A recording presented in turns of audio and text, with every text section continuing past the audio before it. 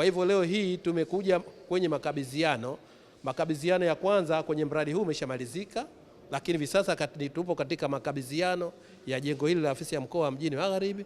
Kama mnavyojua, jengo hili linang'ara sana na limekizi vigezo vyote.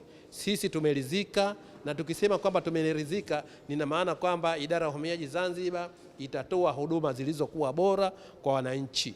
Kwa hivyo ni kusema tu kwamba tumejipanga vizuri katika kutoa huduma zilizo bora, na tutatoa huduma zote kama zinazopatikana katika ofisi ya makao makuu iliyopo Kilimani. Kwa hivyo ni kusema kwamba na hapa tutatoa huduma hizo.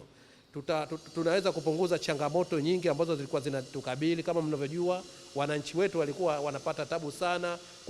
Kuna huduma zinatakiwa wakimbilie katika jengo letu lililopo Kwerekwe, lakini kutokana na ufinyu wa jengo hilo wanakimbilia katika ofisi yetu iliyopo Kilimani makao makuu, kitu ambacho hawapaswi kufanya hivyo. Lakini vile linatoa wito kwa taasisi za serikali kwamba ziweze kutuamini na kuendelea kutupa kazi za usimamizi pamoja na utayarishaji wa michoro, kwani sisi tunatoa huduma kwa gharama nafuu kabisa na katika muda uliokuwa muafaka na kwa uhakiki na ubora unaotakiwa.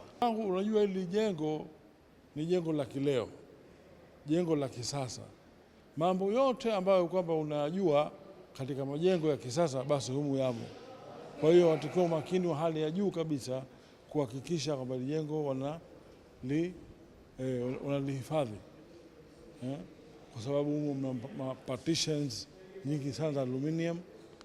Kuna masuala zima la AC ambayo ni cassette type ACs, kuna swala zima la suspended ceiling. Kwa hivyo ni vitu ambavyo watakiwa ufike mahala kila mara, kila wakati unakuwa unalimonita, unaliangalia ili liendelee kubakia kama lilivyo.